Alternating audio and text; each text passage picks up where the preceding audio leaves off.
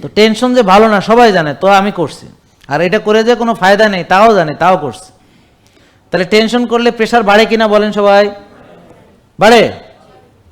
তো তাও করছি, জেনেই করছি। তারপরে টেনশন করলে চিনি বাড়ে না, ডায়াবেটিস বেড়ে যায় না?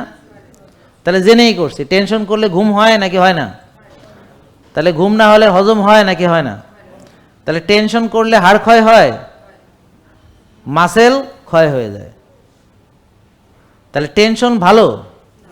আমি জানি এটা ভালো, তাহলে জানি যে এটা খারাপ, কিন্তু করি। অনেকে বলে আমি তো করি না, মনে মনে অনেক বোন বলতেছে যে আমি তো করি না। তো আপনি করেন না তো কি বলেন, চলে আসে নাকি? ঠিক আছে না? এখন চলে আসে কেন এটা জানেন আপনারা?